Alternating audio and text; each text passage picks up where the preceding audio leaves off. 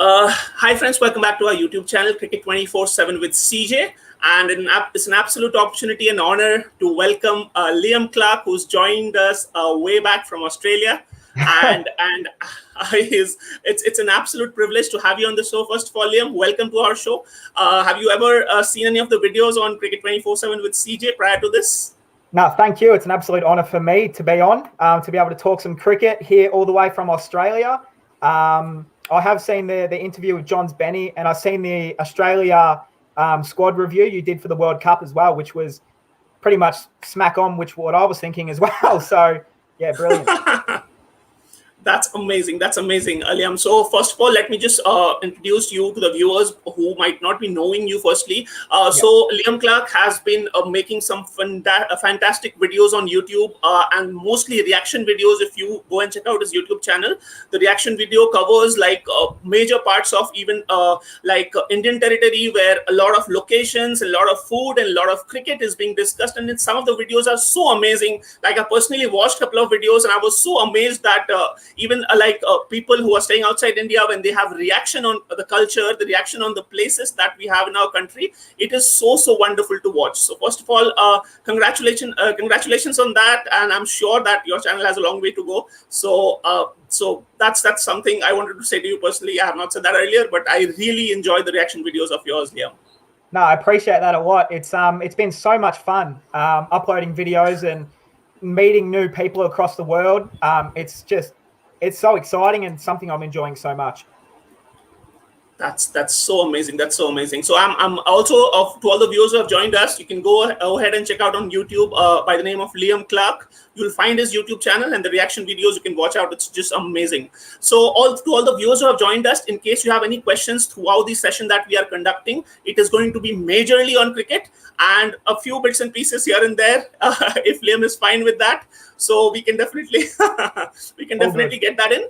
But majorly on cricket. And to all the people who have joined us, in case you have any questions or anything that you want to ask Liam, you can just put down your questions in the comment section. I'll be taking that up as well as and when needed.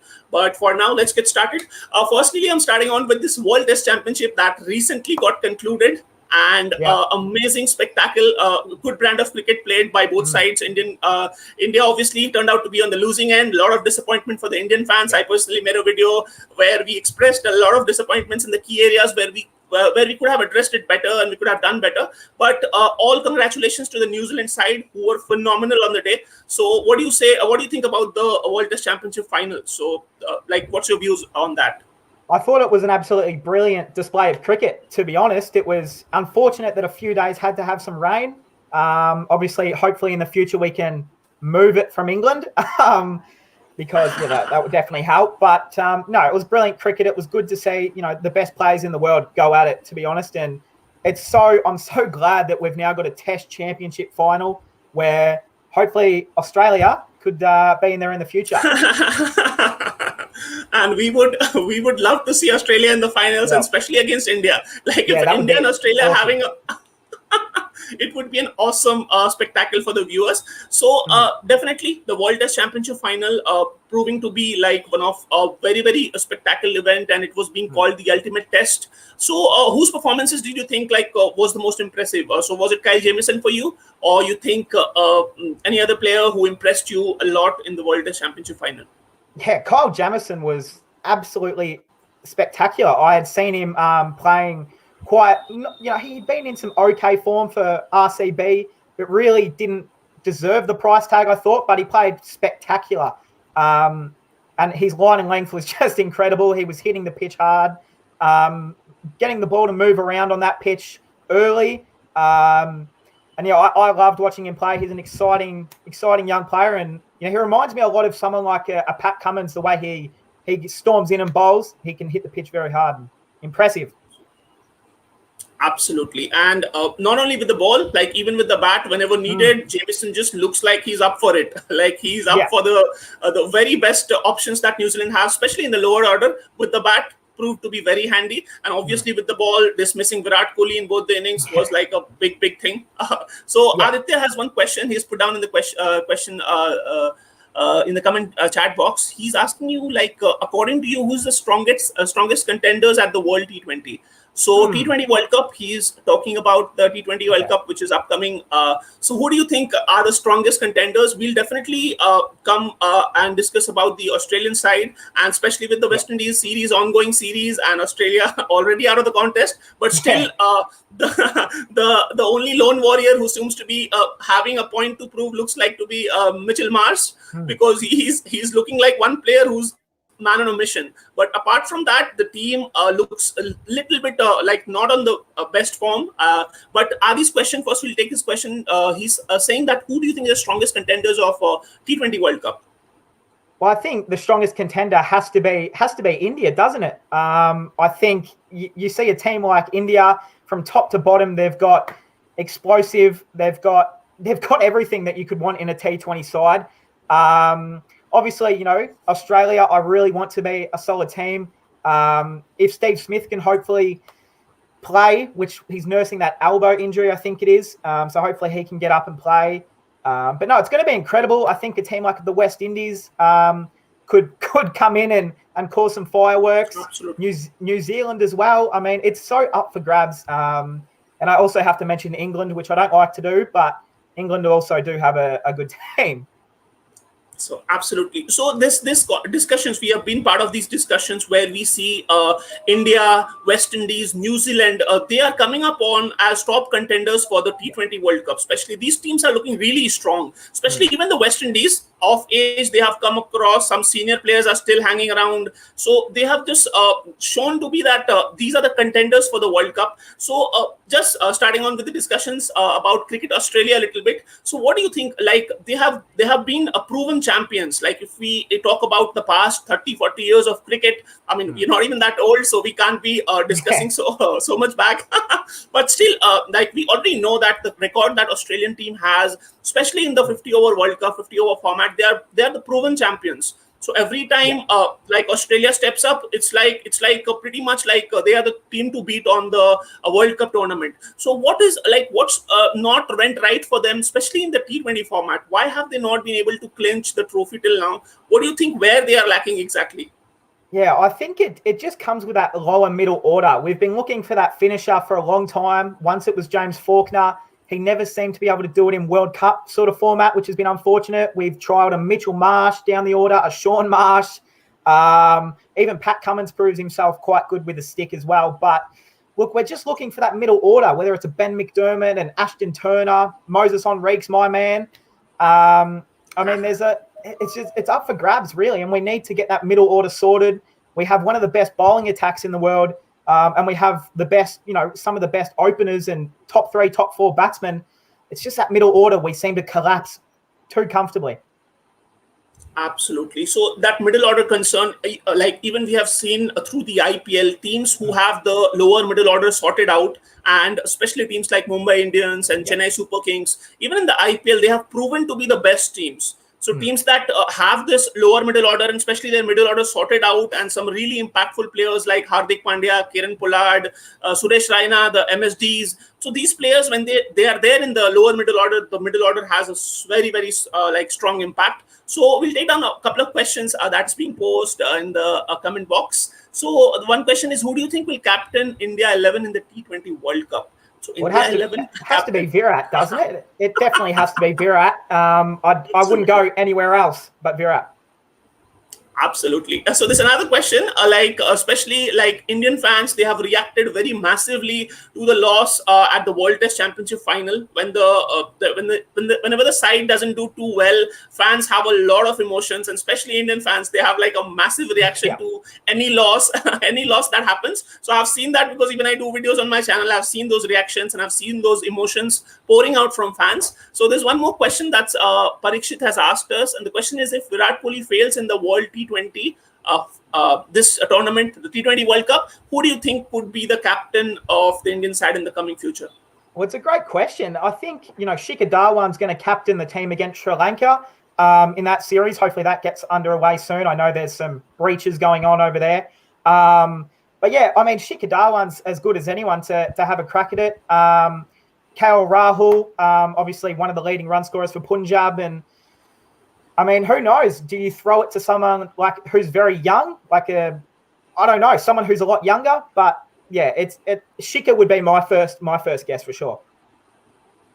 That's a very, very like a unique pick, because a lot of Indian fans and a lot of Indian people, they are really backing like Rohit Sharma to take up the limited over captainship, at least, especially the T20 format, because Kohli's responsibility being really huge, like especially in the Test format when he's he's doing the captaincy. It's kind of a workload is getting too much on him, and people are always like trying to like ease off the pressure a little bit by at least giving the T20 format to Rohit Sharma. And same goes the reaction in the comment section. Wikin is saying that that's Rohit someone Sharma, who I actually forgot about. Rohit Sharma. He definitely would have been. I totally forgot, because he isn't playing the series in Sri Lanka, is he? So I kind of went straight to Shikhar Dhawan. But no, definitely Rohit Sharma. He's led Mumbai to, 4 titles or something like that? Something insane. 5. So 5, yeah. So yeah, definitely, absolutely him.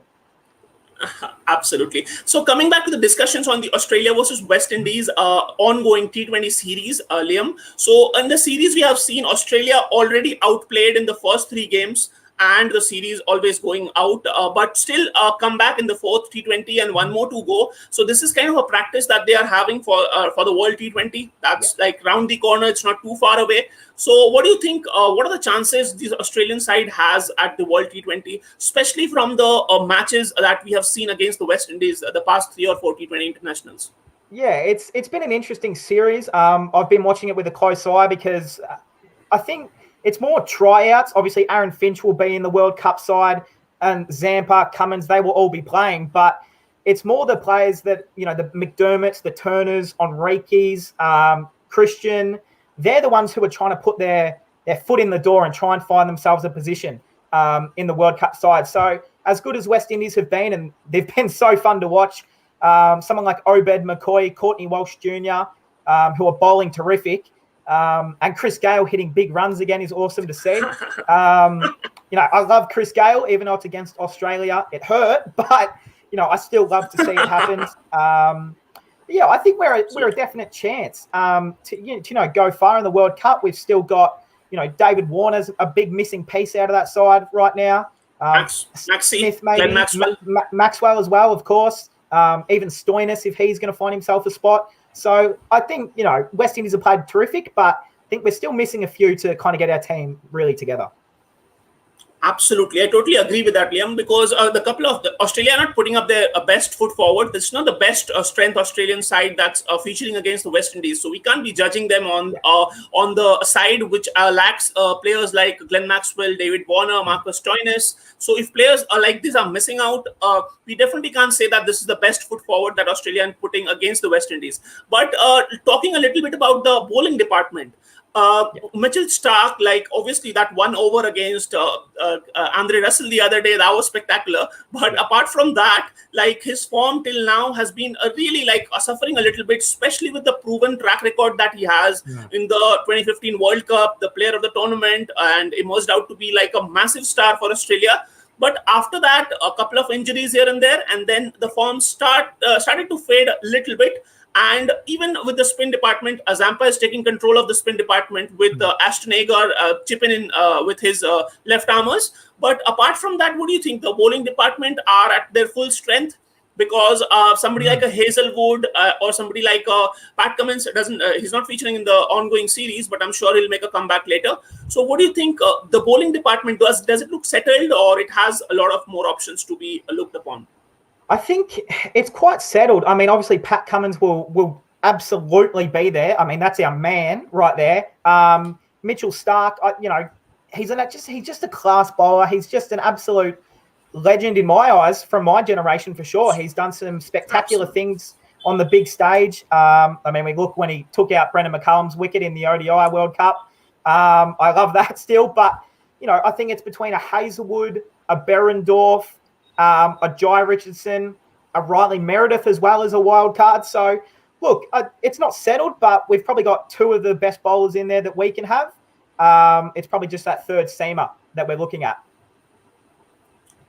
That's wonderful because obviously the bowling lineup needs to be settled, especially going into the UAE conditions. The fast bowlers could have a very, very strong impact. And we saw that even Riley Meredith and options like Jai Richardson, they were proving to be good in the IPL especially. but we saw Meredith going for like huge runs the other day, and I was wondering that with Cummins back, I'm sure Meredith might find it difficult to find a place in the 11. But one question I have taken from the audience, one chat question, he says, Wicken says that no Travis Head in the Australian playing 11. So Travis Head had this huge like he carried a really big name when it came to the limited overs format, but all of a sudden we saw him featuring more in the test cricket. Like he was becoming more of a test specialist and not getting games in the limited overs. So what do you think? What's the approach that Cricket Australia has with Travis Head? I mean, to be honest, he is in my best team every day of the week. I've actually got him in I made my best 11 last night prior to this. And I had him at around number 5 or 6. I think unfortunately what Cricket Australia can do, we're a test nation first, which is a lot of everyone, but we've tried to mold him into this test player when he needs to keep at his strength, which is T20 and one-day batting. He is an absolute freak in both formats, and I think we need to start focusing and get him back in the side, because I don't know why he isn't on the tour in the West Indies. I thought it would have been a beautiful time for him to prove himself. But look, I don't know where he'll be, if he'll find himself a spot, but I'd really love to see it. Amazing. Yeah, even like players like Matthew Wade who are getting to open the innings. Even Aaron Finch, we have seen on and off. He's like, someday he's totally on color, other day he's totally off. So players like Travis Head, he was pretty young when he made it into the side. And if he would have been given this responsibility to even open the innings and have an impact right at the top of the order, maybe it could make a difference. But obviously, for now, we're not sure about the playing 11 and not sure about his place in the side. One question that Nikhil has posted us is Steve Smith or Mitch Marsh at number 3 for the World T20. So T20 World Cup. So it's very, very difficult, especially with the kind of batting form Mitchell Marsh is in. Yeah. So what do you say? I'd love to have both in there. I think if you can put a Steve Smith at number 4 and a Mitchell Marsh at 3, I think that's a win, in my opinion. But then again, is Steve Smith going to play? So look, that's the jury out. He said that he wants to be absolutely right for the Ashes, and that's what he's prioritising. So the World Cup's gone to the back a little bit, to nurse his shoulder or his elbow or something like that. So hopefully, I mean, he's a world-class player, so we need him. And I'd love to have him in there. Absolutely. And obviously, that's the reason like Australian team is trying Mitch Marsh at 3 in case if Steve Smith is not available in the World T20, because obviously, if Smith is fit, like he's done with his injury, and if he's fit to go, I'm sure Steve Smith has to be in the playing 11. There is no second question about it, because Steve Smith is a big match player. He's like players he'll get you runs in the quarterfinals, the semis, and the finals. He's a player of that mentality. So obviously, he has to be in the playing 11, and number 3 could be the right spot for him. With Mitch Marsh maybe moving down to the number 4 spot. So that's like my opinion. He definitely has to be in the side at number 3 for the Australian side to make an impact at the World T20 for sure. Yeah. So what do you think of the ongoing series that's happening against the West Indies? 4 matches done, just 1 more to go. So one question is already we'll take down one question quickly and then we'll come to this. Moises Henriques or Marcus Stoinis, who do you think is better? So you already picked your choice that Henriques is your guy, but still this is the question that's Moises Henriques he's just my man. I absolutely love Mozzie. I want him playing Australia for all 3 formats. I've wanted him playing all 3 formats since he debuted, really. I think he can give you a lot with the ball if needed. He's bowled a lot of good depth overs for my Sydney Sixers in the BBL, and I think that he can offer a lot with the bat. Look, he hasn't been in great form against the West Indies, which I was hoping he'd prove himself. Stoinis has obviously been in a bit of better form, but he's my guy, Moses. I really want him in there. Absolutely, and already in the chat box we see players rooting for Marcus Stoinis as well. Yeah, the whole. For the last few years, and obviously Stoinis has kept in, especially I can understand the mentality of the Indian fans, because they have seen Stoinis really prove a very, very strong point, especially in the IPL, because they follow the IPL very keenly, and Marcus Stoinis is a player that if he's batting around teams can have a very, very difficult time, especially in the IPL last year and even this year in bits and pieces. So Stoinis was really, really impressed the Indian fans. He's impressed the Indian fans massively. So I'm sure if Stoinis is fit, even he might get a place in in the playing 11. And Hendricks is definitely around.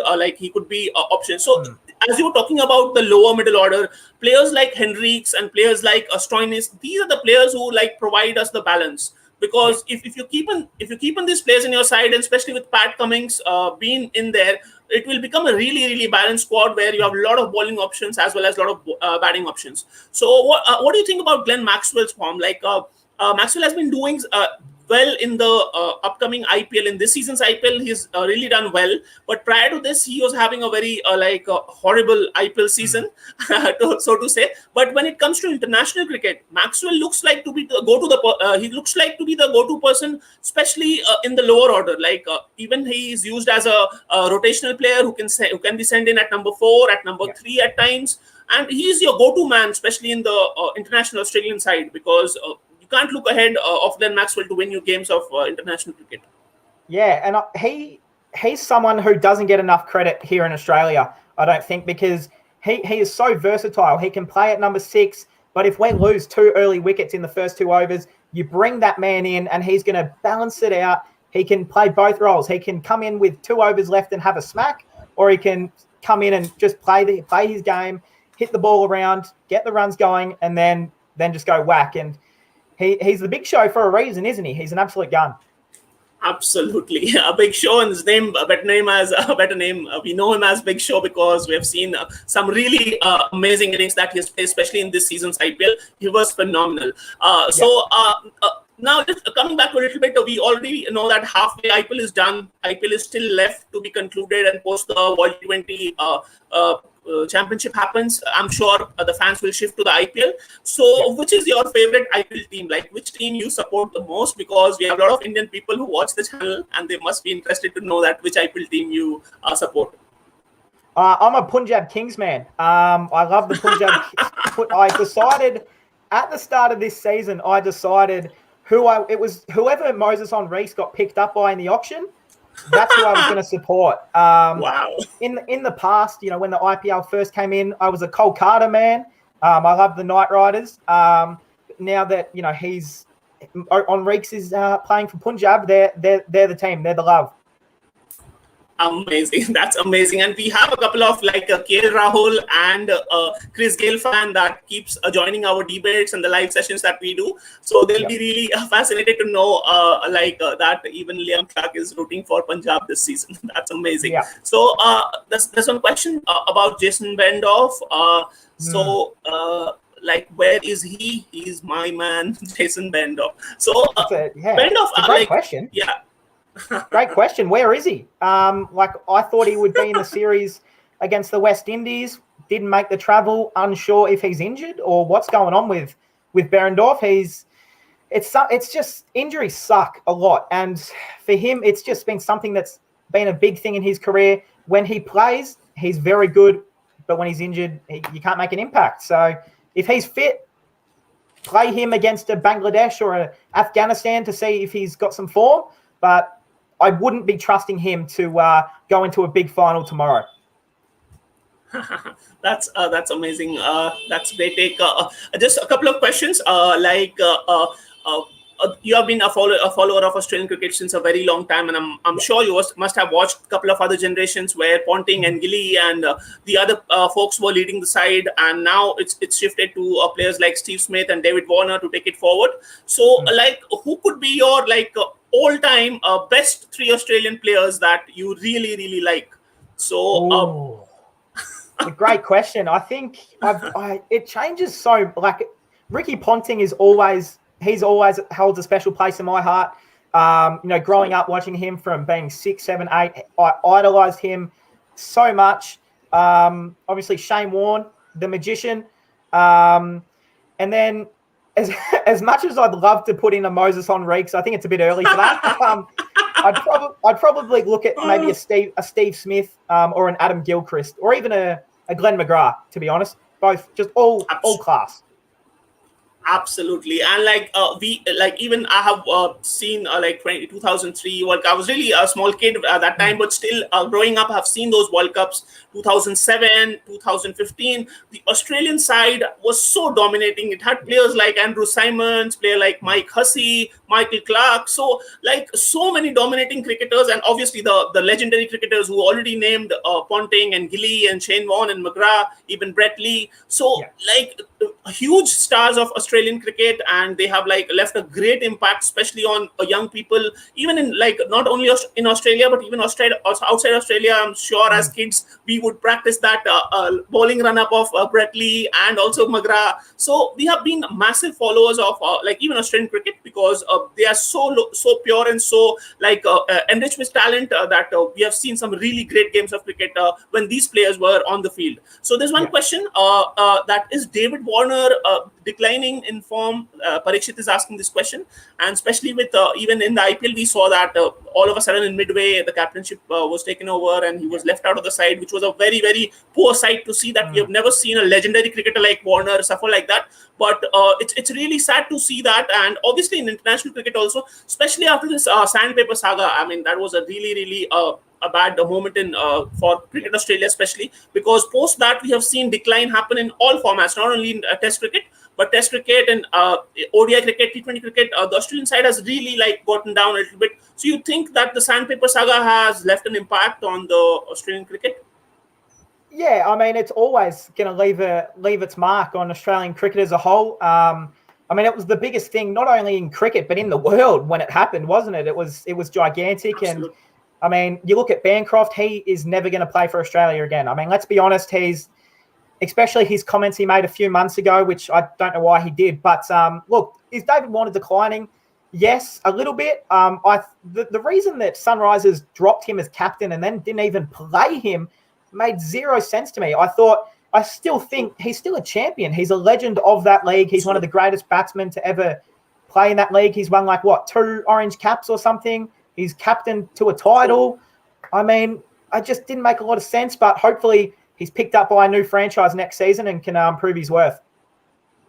Absolutely, he will absolutely, and Warner is a champion player. Like the Sunrisers batting lineup, if we have witnessed in the past couple of seasons, like past 3 or 4 seasons, he has won the matches single-handedly. Like with Johnny Bairstow, obviously taking up the lead in the past 2 or 3 years. Yep. But prior to that, in 2016 season, if we Shikadawan. remember it, yeah, Satish Dhawan was Yeah. there, but in 2016 season, if we remember, it was Warner and purely Warner that led Sunrisers Hyderabad to the title. So if we take Absolutely. out Warner from that side, I'm sure they would have ended up in like below top 4, somewhere at the bottom. So I'm sure a player of that caliber and of that quality, I'm sure he'll be picked up by some franchise in the next season, and we have a lot more to see from David Warner, that's for sure. There's one comment from Nikhil. He's saying that Australians are hell talented, They and are. They definitely are. and Parikshit has a point to make. Sunrisers removed Warner because he made the slowest 50 in IPL history. So that's just like judging on one innings, which might not be fair, because obviously that's what the team needs, especially with the Sunriser Hyderabad, when the lower batting lineup is pretty weak and fragile with so much of inexperience. You have to sometimes take your time and pace the innings very nicely. So I'm sure strike rate is not a concern for Warner, because we all know that what he has done throughout the years. So it's not a question that we need to debate on. Another question for you. Yeah, Liam, go ahead. Oh, I was just going to say, yeah, I mean, he's the only person really holding up that batting lineup. So someone has to stay in. Otherwise, if Williamson's not in there, and I mean, he had to. Absolutely, and totally agree with that. So just one more question, like we already asked you, like your top 3 Australian cricketers of all time favorite, like outside Australia, like the other teams. If we have to ask you, like the top 3 cricketers that you like the most, be it from current generation or even from players who have retired, so who would be your top 3 picks from like outside Australia? Which cricketers? Yeah, I love this question because I have so much fun. When I grew up, Sachin Tendulkar was the man for me. Every time he had a new bat or a new bat sticker, I saw it and I'm like, I want that. He had a new pair of gloves, I want them. So Sachin, and that's sorry to cut no, you, you're but fine. that's the exact emotions of thousands and millions of Yeah. like Indian fans. Like every time Sachin does something, and everyone we want the same thing. Go Yeah, ahead. Yeah. he's just been an absolute legend here, and especially every time he played Australia over here in Australia, and it was on the TV when I was younger, I would just sit there for a whole 5 days in a row, and for 3 of those days it would be Sachin batting. I mean, he was just, you could not remove him. Number 2 would be Chris Gale, the international boss. He's the man. He's just the The absolute universal man. boss. Yeah, that's it. The universal boss. I'd love to just sit down and have a beer with him or just chill out with him, to be honest. And number three would probably be a Dale Steyn. He's or a DJ Bravo. It's either one. It's just Dale Steyn. He's just can destroy any batting side on any sort of conditions. And he used to do it to Australia all the time. Absolutely. Like we have seen some series of like Australian side touring, and especially like when Australia used to tour South Africa, it didn't happen that often. But especially when a South African side toured Australia, we saw Steyn being on fire. Like so, we have seen that a couple of times, especially on grounds like Gaba and Perth, and we've seen a lot of. So one more question, like of all the like legendary cricket grounds in Australia, we have the MCG, the SCG, the Gaba, and the Adelaide Oval. So which one would you pick? Which is your like favorite ground, cricket ground in Australia? Oh, I mean, my home is Melbourne, so the MCG is just an absolute amazing, beautiful venue. I've watched cricket there, like Boxing Day tests. I've watched there. I've watched AFL, the national sport here as well, and any sort of sport you put in that arena, it is going to be off its head. I've watched. Absolutely. I mean, I've been to the SCG as well. I've been very fortunate to go to the SCG as well, and Bloodstone Arena, which is down in Tasmania, which not many people would think about, but it's just got a really homely sort of vibe, and you can kind of chill out there, watch 60 overs in a day, and have some fun. That's amazing. That's an amazing pick. And obviously, like even the Indian fans, like we dream in case like I've never been to Australia, but then if I go to Australia, I'll surely be witnessing at least a 1 day of test match or at least a single ODI game at the MCG. That's like a dream for many Indians bucket as well. list. So that's great. Absolutely. So Rohit has a question for us. So he's saying it's not like a question, but he's trying to make a point. SRH team management needs to work on improving middle order.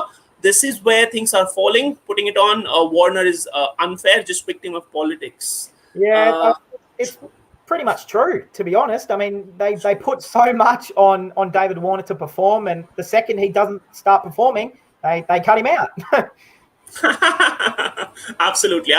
So Parikshit has a question for you. So he's saying, are you excited for the new teams, the 2 new teams that's being added in the upcoming IPL season? So, they're going to have a... So what do you think? Looking very forward to it. It's going to be. That will be a success? I made a video on it. Sorry to cut you off. I apologize, but no. I made a video on it the other day, and when it got announced, and I was so excited to hear that. Is it going to be Lucknow and Ahmedabad? I think is it? Ahmedabad and Lucknow. Actually, there's a confirmation yet pending, but Ahmedabad and Lucknow are the teams that. Yeah, and that's going to be exciting. I heard that they're going to bring the group stages back and something like that, or some other stuff that used to happen back in the day of the IPL, but any new franchises means more players coming into the league, so it's only a win for me. Absolutely, and some players like some quality players who are not getting like picked at the auction. I'm sure with new teams coming in, they'll definitely be featuring in the IPL, and it will be a good to watch situation for all the fans. So, will James Faulkner return is a question that Nikhil is trying to pose at us. Ooh. So, James Faulkner. Yeah, the finisher, the known finisher himself. I was a big fan of him. I mean, he could bowl those. He was a left arm bowler, right? He used to bowl those left arm steamers that used to come in. And I remember there was a series that we had against England in some ODIs where he single handedly carried us to the win with Clint Mackay out there just rotating strike, and James Faulkner hit about 90 or something. It was he could do it. I don't know where he's been. I don't know what he's been doing in the last 4 or 5 years, to be dead honest. But, I miss him. Come back, James. I'm sure if James gets to hear this, he'll definitely be making a contention for comeback in the Australian side. So Rohit has a question for us. Do you think that the way test matches are being commercialized, including the day-night test, is fair. Somehow we are losing the original sense of test cricket. Okay. I'm trying to understand. Do test matches try? So I mean, the day-night test matches, I don't mind it under the lights of Adelaide Oval with the pink ball. I think it is something good, but I only think you should only have one out of a 5 test match series. I don't want any more than 2 or 3 because I love it when you can wake up at my time here in Australia, it's 9 a.m. The first ball's about to be bowled, and then you sit on the couch, you just eat bad food all day till 6 p.m. at night, and then wake up the next day excited for whatever's going to happen next. So I like the day-night tests, but only 1 out of 5, I think. that is amazing. That's amazing. So, so Vikin has a question again. He's saying that less ODI crickets this year, and especially with so many leagues coming up, and obviously the World Test Championship as well.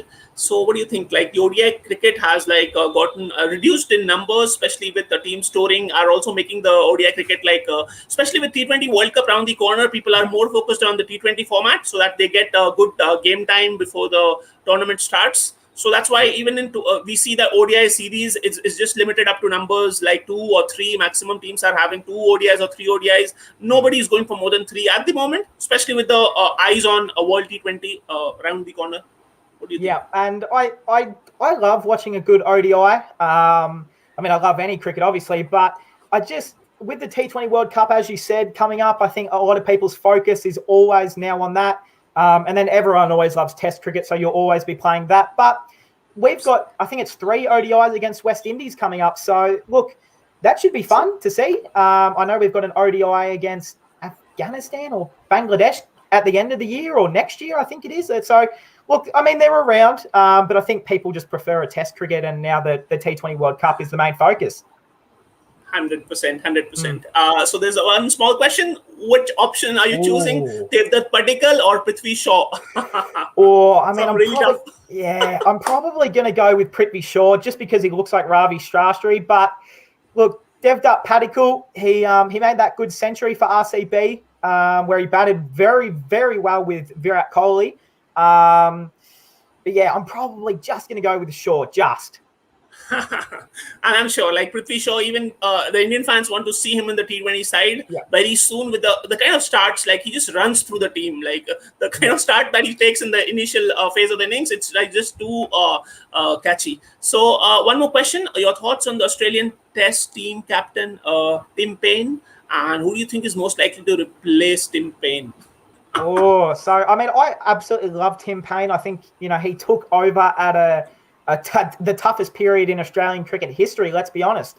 I mean, absolutely. But I just read one of the new comments. I think who's next? It's probably a Pat Cummins.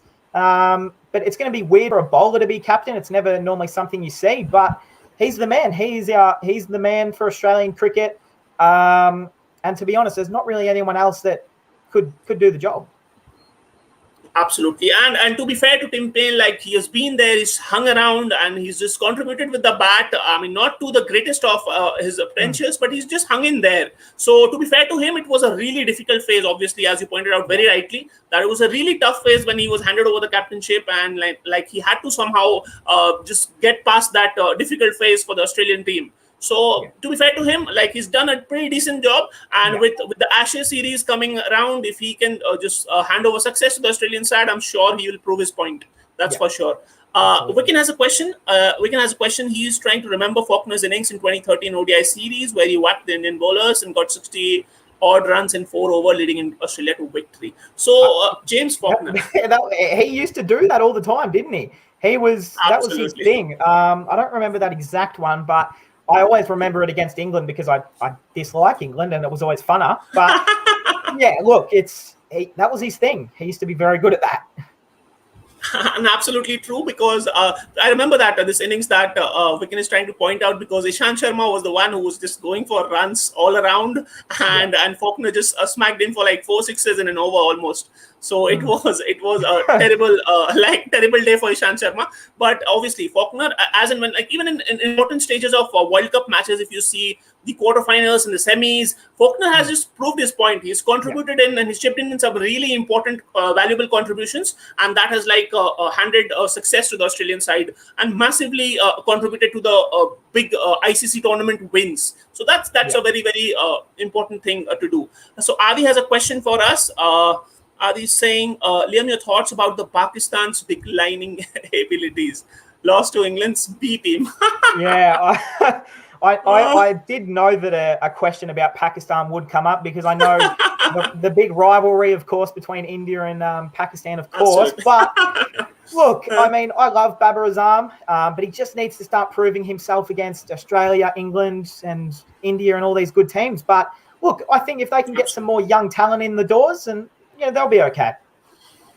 Absolutely, and especially with not much of a game time with these quality sides like India and England and Australia. If they're not playing these quality sides, all of a sudden, if you are put to test in a challenging English conditions, I'm sure you are bound to suffer. Even your bowlers and your middle order batsmen, they are inexperienced. They can't simply go there and perform the same way that they have been doing against teams like Zimbabwe and Bangladesh and Sri Lanka. So you have to be on a little top notch, especially in alien conditions. English and New Zealand conditions when they are playing there. So I'm sure Pakistan still have, but Pakistan very rightly, Pakistan are very rightly the most unpredictable side when it comes to cricket, because especially when we see their performances in ICC tournaments, we are just writing them off all the time, and then they bounce back and clinching the trophy somehow. We have done that a few times. It happens all the time. Yep. Absolutely. We have done that. We have just failed to understand that, and we have written them off a few times, and we just see them how they bounce back and clinch the trophy. So Pakistan is the one side that we cannot write off, that's for sure. Yeah. And Parikshit is saying that Babar Azam only scores against Zimbabwe. So I'm sure now we're going in a very, very wrong direction, because I know what will start now. It's going to be all Pakistan hate. No. So what we'll do is Nikhil's trying to predict the England versus. Okay, so we'll have a small discussion on this upcoming series of India that's against England, and especially with the defeat against the New Zealand in the World Test Championship final.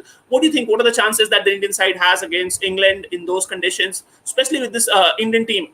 The team is pretty well. It's not that they lack in the batting or bowling department or any department where they need to look upon as a matter of concern, because this team is really balanced. It's just that it was not their day on the World Test Championship final, and they just went on to lose that game. But what do you think are their chances, especially in the England series? That's a long series for Team India.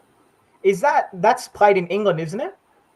Correct. 5-match Test series against England. Yeah. Okay, because that's the start of when the World Test Championship fixtures actually kick off, isn't it? So I think, look, I of course want India to win, but what I want to say is it'll be an India 3-1. I think that's just, I'm going for it. I don't care. I want India to win.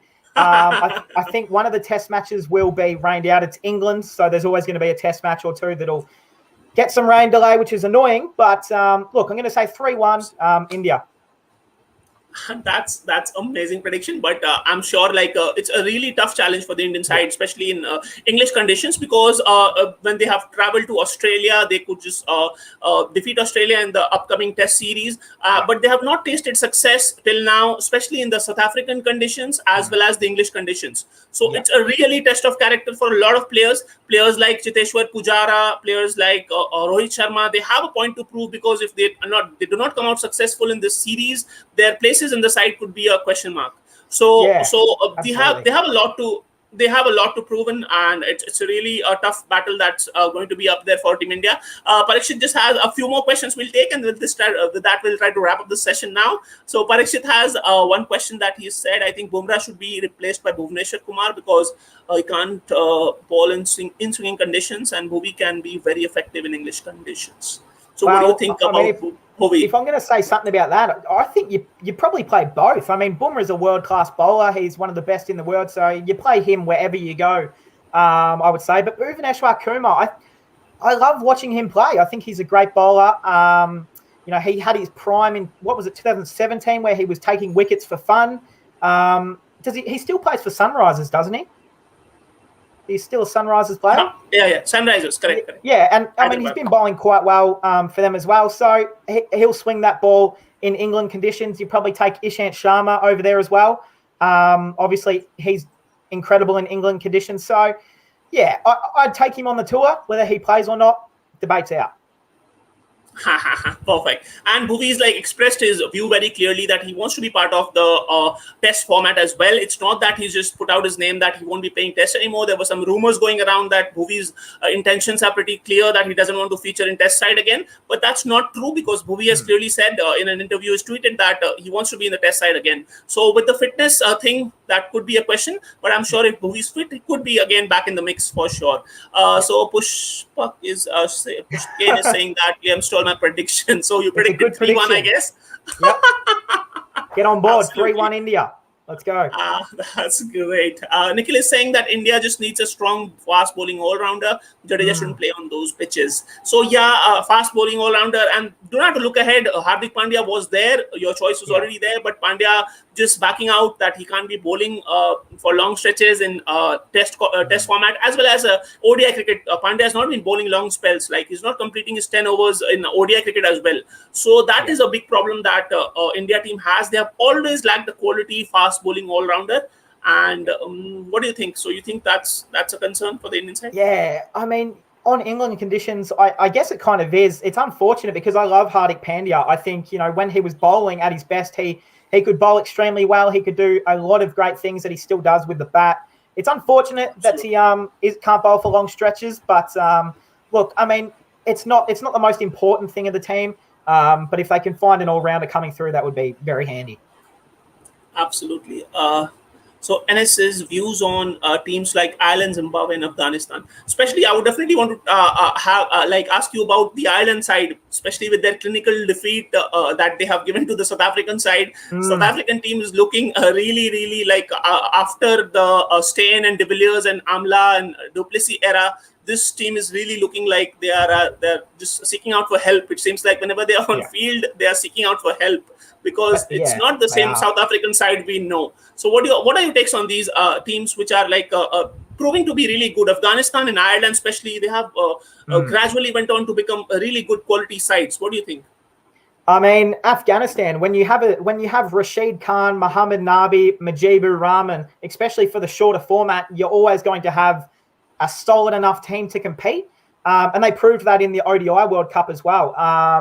Zimbabwe, look, I don't know where they're at, to be honest. But Ireland, I love Ireland. I'm actually 25% Irish, so I do keep up to date with what they do in cricket terms of things. So, yeah, I mean, they're led well. And, they could make some impacts in the next few years. Absolutely. But she's saying Bumrah can only be effective on flat conditions. So the Indian fans are really upset with Bumrah, especially after the performance in the World Test Championship final. So he's just great one-off games. Has requested to New Zealand Cricket Board to increase the T20 matches from 3 to 5, preparing for the... So Parikshit has given us an update that PCB has requested to increase the test matches, T20 matches from 3 to 5 so that they can prepare well for the upcoming T20 World Cup. That could be true. That could be true for sure. Tanishk has something to say. He's saying after Rishabh Pant tested COVID positive, who could be a perfect replacement for him in the England series? So, Liam, what do you think? I've read that they're expecting Rahane to take the gloves, I believe. Is it Rahane who's taking the gloves, or? Not too sure right now because KL Rahul or even like if Ridhiman Saha doesn't get a place instead of Rishabh Pant, I'm sure it could be KL Rahul who could be taking the gloves. Oh, Rahul, of course. I don't know why Rahane and Rahul, they always confuse me for some reason. KL Rahul, of course, that's who they're expecting to take the gloves. So whether Saha can come in, and you never know, but yeah. Even I'm sure KL Rahul, like when I was predicting the side, the World Test Championship final side, we were having debates and I was somehow convinced that KL Rahul should be in your playing 11 because I was trying to say that to the others, though it became everyone, there were other panelists who joined us and they were like that Rahul doesn't find a place here. But I still thought that Rahul is one of the best Indian batsmen going around right now. Yeah, like he's of top, he's top notch. Like he's like Rohit Sharma and Virat Kohli. He's of that league. So if we have a player like that, why not feature him in the ICC World Final stage, like grand stage? It is the biggest event. Why not play him in the playing 11? But then still, there were options. Shubman Gill was pretty young. They could have easily gone with KL Rahul, but there obviously he was a well-settled lineup. So there's a very interesting take that Parikshit has for us now. Hey Liam, why do you hate Ben Stokes? Well, that is a big thing on my channel that everyone goes, well, that I say hashtag F Ben Stokes. Now, look, what I use that because he's just annoyed me with stuff he's done off the field. I think on the field, he's actually quite a good player, let's be honest, but the stuff he's done off the field, and I'm not going to get into it because it's not my business, but the stuff he's done off the field makes me just really, dislike him for what he's done. That's perfect. And so there's one question that Adi has for us, and he said that question is pick one of these, Bumrah or Rabara or Archer or Rashid Khan. Well, I think the Archer and Rashid Khan comparison's a bit unfair because they bowl quite different styles. But Bumrah or Rabada, I mean, I'd probably go with Bumrah, but Rabada's still an absolute gun. I'd probably go with Bumrah, and I love Rashid Khan. Absolutely, and Bumrah is like really been the go-to person, especially for the Mumbai side in the IPL as well as the Indian team. He's the go-to guy. Like, he's one player who was like taking responsibility day in day out for the Indian side for a very very long time now. So Bumrah has to be your man. I even hit Archer right up there because I personally think that the foreign's success in the World Cup last year, in 2019 World Cup, Arch had a big role to play. If Arch was not a part of that side, I'm sure England not. It looks like he's cut out. I mean, this is not my live stream or my channel, so I guess we'll wait for him to join back. I'm really unsure what's happened to him there. He started cutting out. I'm really unsure what's happened there. I don't really know. This isn't mine, so I don't know how to end it or anything like that. I'm unsure if I should text him or if I should... what I should do here, guys. What's going on? What should I do?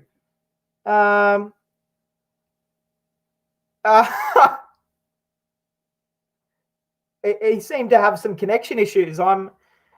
Look, this is a little bit funny, isn't it? You know what? Ask some questions and I'll finish it off myself. Answer some questions. Can I click on them? Is this what I can do? No? Well, I can see some people laughing. Yeah, it is quite funny. I don't know where he's off to, but just spoke out the truth. So I want everyone to say one word, hashtag F Ben Stokes. Yep, absolutely. Is Australia declining? No, I don't think so. I think we've still got some very good youth and we've got some great old heads around the side. So, I think we're still in some good contention. I don't know where he's gone. I think he was having some connection issues. I've tried to message him. All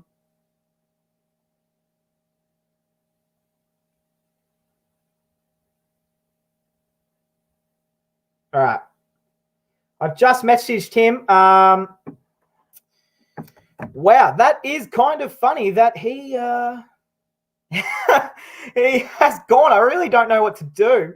I mean, ask some questions. Just fire away some questions. Does Zimbabwe still paying $1 or they left you? No, they've left me, mate. Unfortunately, Zimbabwe. They've completely thrown me in the trash. Has Zimbabwe, and I'm all eyes on the Ashes. Australia better pick me. The most underrated young cricketer in the world. I think the most underrated cricketer in the world would have to be, I mean, I want to say Will Bukowski, but he hasn't played enough cricket.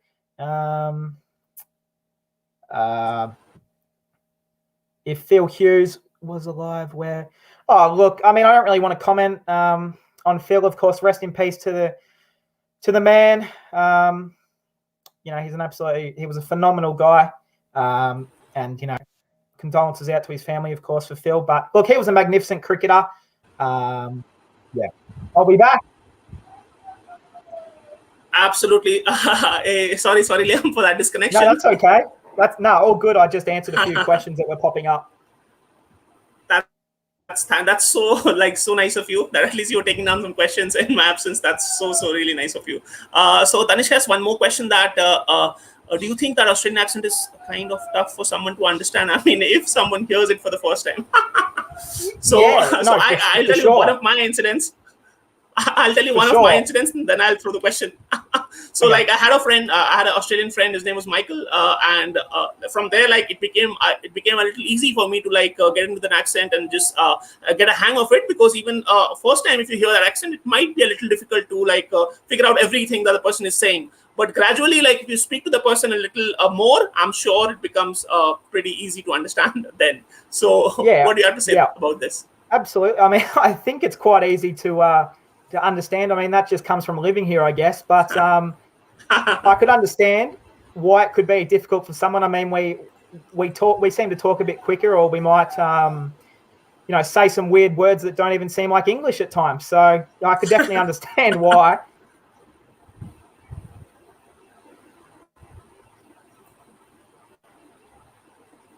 Absolutely. So definitely, just last few questions, Liam, and with that, we'll try to wrap up this session. And it's been an Okay. absolute a privilege and a really, really nice session that you have come along to our channel, and then Been we're awesome. hosting this. So, to all the fans, to all the viewers who are watching us, I would also suggest that please go ahead and check out Liam's channel, where he's giving has given so many reaction videos to a lot of things, a lot of places, especially. A couple of places in India, he's giving reactions video, and which is so awesome. People who stay there, people who have like been to those places, they'll find it so relatable, and they will really love those reactions. So please do go and check that out. Pushpak has another question. Pushpak Kane has just posed one last question. Babar Azam is the most underrated cricketer of all time. He can easily hit 100 ducks. Yeah, well, I mean, Oh. I kind of like Babar Azam. I actually like him as a cricketer, but look, until he starts doing it against the top sides again, I mean, you can't really comment too much on Babar. But no, he that's funny. So even people are having a laugh in the comment section. That's true. That's true. Just last couple of questions. So what do you think? Who's your favorite Indian cricketer, Liam? At current day or all time? Current Indian, the current Indian team. Well, I'd have to go with a Virat Kohli, or obviously someone like a Rishabh Pant. I mean, what he did to us at the Gabba was just incredible. Look, as much as it hurt to watch that, he was absolutely phenomenal, and he's got a big fan base here in Australia, does Rishabh. So, yeah, he'd be up there. Absolutely. And again, Danishka has a question. I have the power to compete with Kohli, but I have only one problem, that every time I miss my century, he looks to be in some sort of a ride Babar for Azam, now. yeah, I guess that's about Babar Azam, I would imagine. But he's talking about Kohli here. Okay, so one nice question. Ponting or Clarke? So what do you think? Who's your pick? Wow. Oh, I love them. I love them both, and obviously I carry the same last name as a Michael Clarke. So obviously, he's my father. So but look, I love Michael Clarke. He's done some incredible stuff, but Ricky Ponting's just the man. Absolutely, and to like all the Indian fans also who've been watching Ricky Ponting throughout the years, it's like a huge respect.